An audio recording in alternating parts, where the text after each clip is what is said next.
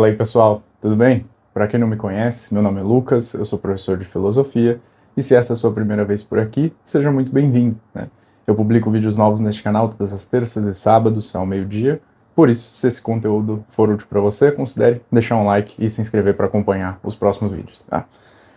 No vídeo de hoje, eu gostaria de conversar com vocês sobre um assunto bem mais leve, bem mais tranquilo, né?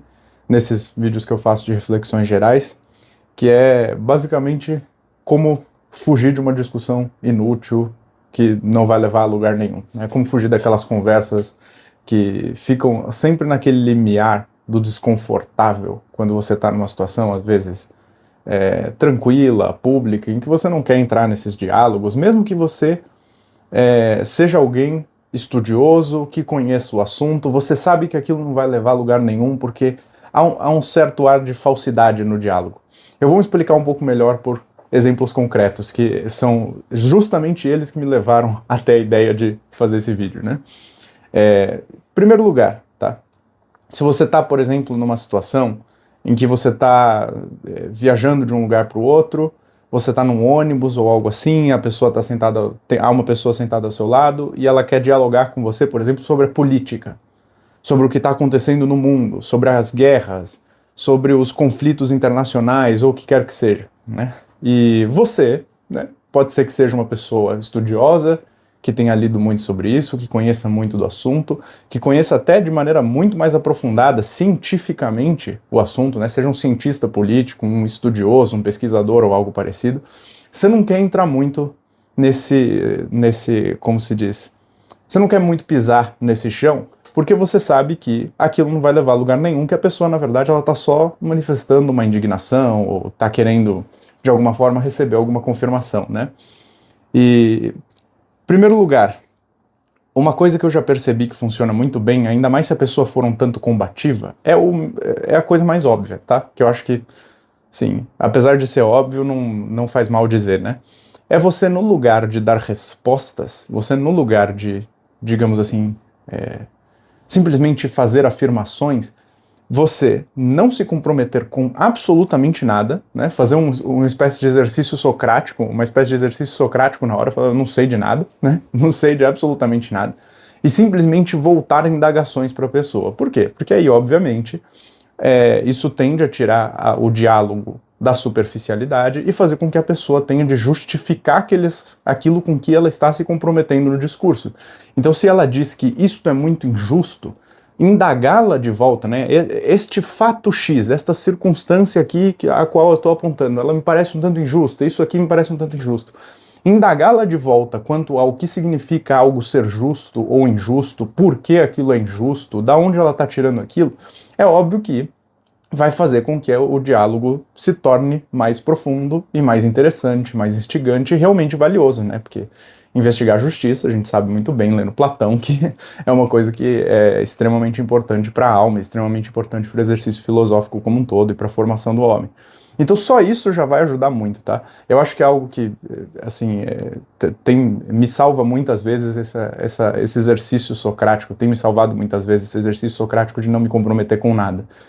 E, assim, no bom sentido da coisa, é óbvio que há momentos em que a gente se compromete, mas nestas circunstâncias, não me comprometer de antemão, como que se eu desse a faca e o queijo na mão da pessoa e falasse, o que você está falando está perfeitamente certo, tem tudo amarrado, está tudo fechado no seu raciocínio e eu vou responder a ele. Isso tende a não funcionar. E às vezes em que eu fiz isso, eu fugi a regra, eu acabei me arrependendo, né? Me vem um caso concreto na cabeça de uma vez que eu estava conversando com uma pessoa que era uma conhecida de longa data e ela estava me questionando a respeito de eu ter me convertido para o catolicismo, porque fazia algum tempo nessa ocasião que a gente não dialogava, a gente não conversava, a gente se encontrou de novo e antes, quando eu a conheci, eu não era católico, posteriormente, depois que eu tive esse encontro, eu já havia me tornado católico. E eu me lembro bem que ela soltou uma pergunta, assim, que foi uma espécie de gatilho para o momento, que ela falou, que eu fui um pouco justificando do porquê, como eu havia me tornado católico, quais eram as razões, por que isso aconteceu. E eu lembro que ela virou quase como se fosse automático, ela falou, mas e a Inquisição? Né? Ela só falou isso.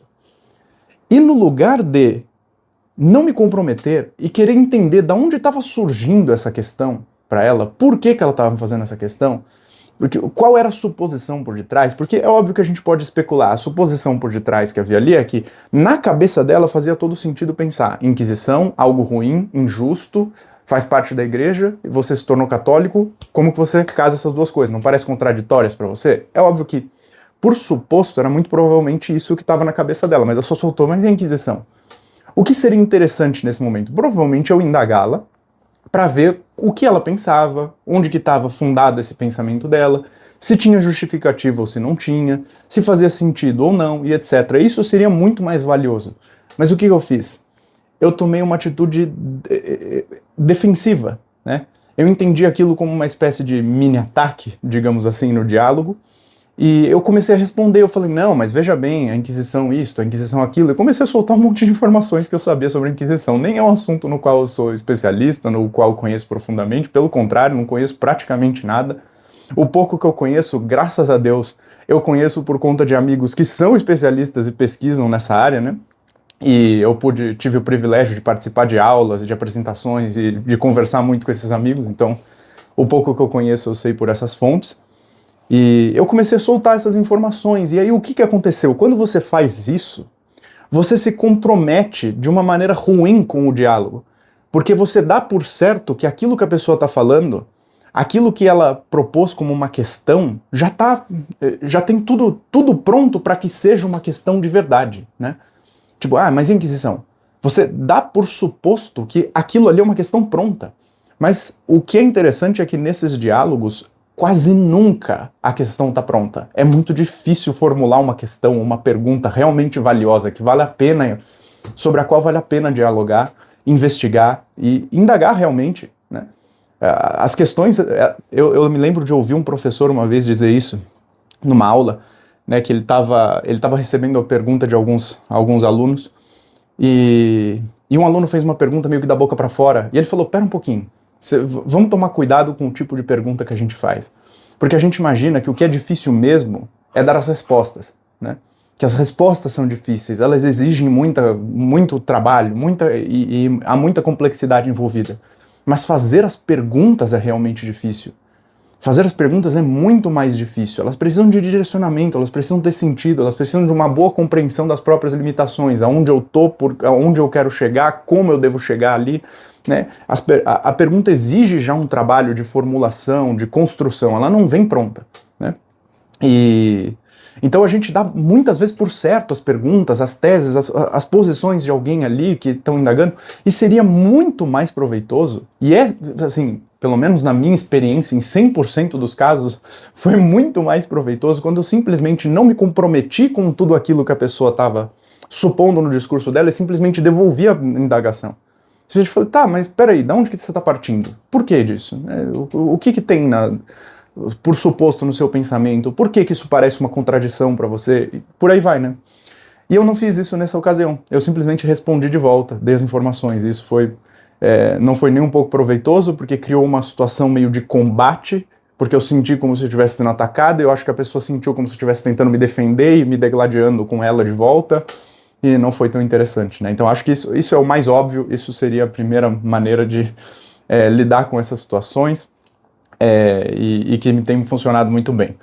Mas há uma segunda maneira, e essa aqui dialoga bem com alguns amigos meus, porque há amigos meus que são muito mais habilidosos para fazer isso do que eu. Fica aqui, né, até a referência que eu estou fazendo ao Daniel, né? Se ele estiver assistindo isso, ele vai saber, porque esse meu amigo em particular e alguns outros também, eles são muito mais habilidosos em fazer o que eu vou sugerir, né? Mas há uma coisa que eu acho muito interessante, tá? E que todas as vezes em que eu fiz eu me diverti muito, não me pareceu errado fazer, e eu acho que funcionou pro propósito que eu tinha, né? Que é a seguinte,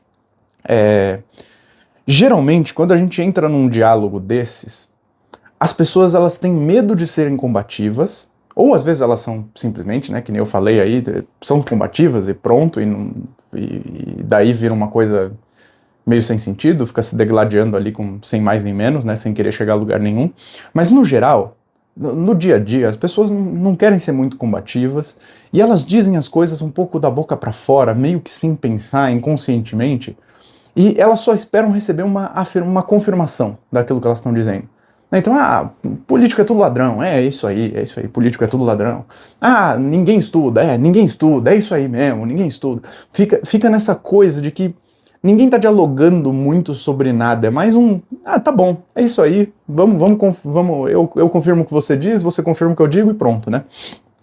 E aí eu lembro que teve uma experiência que foi muito legal, não sei se a pessoa vai assistir, mas eu costumava ir voltar para a faculdade na graduação de ônibus, né?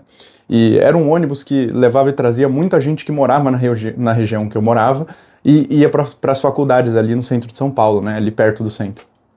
E tinha uma menina que fazia o mesmo curso que eu, que pegava esse ônibus também. Às vezes a gente conversava, falava dos professores e tal, ia dialogando, né? E aí eu me lembro que teve uma vez em que a gente estava conversando e a menina fazia economia, né? Para quem não sabe, minha primeira formação é economia. E a gente começou a dialogar sobre política, economia no geral. Ela começou a vir um pouco com esses papos de o problema do Brasil é que ninguém estuda, o problema do Brasil é isto, o problema é aquilo, ninguém quer saber de economia, ninguém quer saber de política. E eu não gosto, para ser bem sincero, desses assuntos. Eu não gosto desse tipo de diálogo de que o problema tá sempre ali, é lá fora, né? É sempre uma nuvem geral, é sempre os outros, é sempre... Eu não sou muito partidário de ter esse tipo de conversa, então eu achei que seria o momento perfeito para fazer o que eu queria fazer, que é o seguinte: o método, bem entre aspas, que não é o método, mas o que eu gosto de fazer nesses casos, que eu falei que tem amigos muito mais habilidosos, é chocar a pessoa de alguma maneira, melhor dizendo, chocar a pessoa propondo uma opinião completamente absurda para que ela saia desse estado de inconsciência. E aí o diálogo tenha abra margem, seja aberta uma margem no diálogo para que a gente discuta alguma coisa realmente, sabe? Para que tenha algum diálogo de verdade, pelo menos seja engraçado, sabe? Pelo menos seja real. Esse é o ponto, seja real e não fique nessa superficialidade, nessa bobagem de um confirmar o outro, né? Então dizer alguma coisa absurda, dizer alguma coisa completamente contrária àquilo que a pessoa pensa para tirá-la daquele estado e falar, meu Deus, tem alguma coisa aqui, né? E aí o que eu fiz nessa ocasião? A menina estava um pouco com essas conversas de política é assim, política é assado, as pessoas são assim, assado, ninguém quer estudar, ninguém quer saber de nada, o pessoal só fica perdendo tempo e tal. Aí teve uma hora que ela virou para mim e ela falou... ela tava falando exatamente. É que teve 2 pontos da conversa em que eu fiz isso, que eu acho que daí deixou ela um pouco desconfortável. O primeiro foi realmente, ela tava falando, ninguém quer saber de política, ninguém se interessa, todo mundo só quer ficar na sua, né? E não pesquisa, e é por isso que o Brasil tá do jeito que tá. E eu lembro que nessa hora eu virei pra ela e falei muito sério. Eu não dei risada, eu fiquei muito orgulhoso de mim mesmo na ocasião por não ter dado risada. Eu virei pra ela e falei muito sério, eu bati no peito aqui e fiz assim, eu sou exatamente esse tipo de pessoa. Eu não quero saber de nada de política, sou completamente alienado e me orgulho disso. Não sei quem é o presidente X de Y, o deputado, quem está discutindo o quê, qual é a política do dia, o que está acontecendo. Não sei de nada. Eu só fico comigo mesmo no meu quarto, vendo algum vídeo, alguma bobagem, alguma coisa em rede social, e fico lendo meus livros, não quero saber de nada. Eu lembro que isso já chocou ela, não sei o que. Oh, meu Deus. Porque você tem que quebrar a expectativa da pessoa nessa hora, porque o que ela estava esperando? Ela estava esperando que eu fosse falar, é verdade, é isso aí mesmo, ninguém estuda, é todo mundo idiota, é todo mundo burro, ninguém quer saber de política, ninguém quer saber de nada, é só nós aqui, iluminados, que estamos na maravilha, que entendemos de tudo. Porra, cara, é muito chato isso, sequer faz sentido, é aquela expectativa geral que todo mundo tem, mas quando você quebra essa expectativa, o diálogo se torna muito interessante. Porque daí sai um pouco desse estado superficial de inconsciência e abre margem para que o diálogo realmente aconteça sobre algo real, né? Eu lembro que aquilo já chocou a menina, que ela já ficou meio que, meu Deus do céu, quem que é esse louco, né? E eu não voltei atrás, eu não falei que eu tava brincando, eu não falei, não, brincadeira, zoeira, não, eu mantive a postura, eu falei, não, e comecei a desenvolver e falar, não, eu não me interesso mesmo. E, sendo bem sincero, eu não me interesso mesmo, não menti. Eu não me interesso pela política do dia, o que o deputado X falou sobre o deputado Y, o que não sei o quê. Não faz parte do meu interesse. O que eu sei assim, por entretenimento, sabe? Às vezes aparece alguma coisa pra mim e eu vejo, mas não é uma coisa que eu tenho interesse, que eu falo, nossa, eu tô salvando o mundo e salvando a minha alma porque eu sei o que os deputados estão discutindo. Pelo amor de Deus, não tenho o menor interesse nisso, a fofoca política do dia. E aí teve um segundo momento no diálogo em que eu fiz a mesma coisa. Porque até aquele ponto eu acho que ela entendeu, tipo, nossa, mas que pessoa estranha, né? Que menino estranho, o que ele tá falando, né? Que negócio é esse? Mas ela continuou, ela insistiu. Acho que ela não tava esperando e ela não soube muito bem como lidar com a situação e ela insistiu no assunto. E aí ela trouxe outro ponto, ela falou... Ela começou a reclamar ainda nesse mesmo assunto, nesse mesmo tema, sobre fake news e pessoas que ficam compartilhando coisa no WhatsApp e notícias falsas, sabe? E aí eu virei pra ela e falei mais uma vez, eu falei, nossa, eu adoro fazer isso. Só que eu falei sério. Nossa, eu adoro espalhar notícia falsa. Não pode chegar uma notícia no meu WhatsApp, eu já encaminho para todos os meus contatos. E aí eu nem confiro. Meu negócio é o seguinte, eu envio primeiro e depois eu vou saber se é falso ou se é verdadeiro. Mas o que eu gosto mesmo é espalhar notícia. E eu falei isso, cara, muito orgulhoso de mim mesmo por ter falado sério nesse momento, porque nessa segunda vez ela ficou chocada, realmente. Aí ela falou, não, mas sério? Como assim? Daí eu comecei a me justificar e falar, não, é um divertimento, eu adoro fazer isso, é a parte mais divertida do meu dia, e comecei a justificar. E aí ela desistiu. Aí ela falou, meu Deus do céu, acho que ela pensou na cabeça dela, esse moleque, esse menino aí é muito maluco, cara, muito doido, não tem como falar dessas coisas com ele. E foi ótimo que eu fiz isso, em primeiro lugar, da minha parte, porque eu me diverti muito, tá? Eu não vou mentir, eu achei extremamente divertido fazer isso. Em segundo lugar, porque quebrou um pouco essa expectativa que me parece um tanto falsa de um diálogo real, quando na verdade é só uma pessoa confirmando o que a outra disse. Então acho que foi interessante para quebrar um pouco isso e tentar trazer alguma coisa real, o que foi realmente o que aconteceu. Porque a partir do momento que se quebrou esse diálogo, o que eu me lembro é que a gente começou a conversar sobre outras coisas e foi muito mais interessante. Tá? Porque daí eu começou a falar de experiências reais de uma pessoa, de outra, e ela começou a falar, tipo, ah, não, mas eu já fiz isso, pô, é verdade, pensando nisso aqui e tal. Começou a compartilhar um pouco da experiência dela, do estudo dela e tal. Muito melhor, muito melhor. Daí se transformou numa conversa de verdade, né? E eu acho que isso é interessante. Eu tenho que admitir que é uma coisa que eu gosto de fazer, às vezes, de quebrar a expectativa pelo absurdo, sabe? Mais uma vez, eu tenho amigos que fazem isso muito melhor do que eu, mas eu gosto bastante dessa experiência específica que eu tive, dessa que eu acabei de narrar, porque eu acho que foi muito bem sucedida, sabe?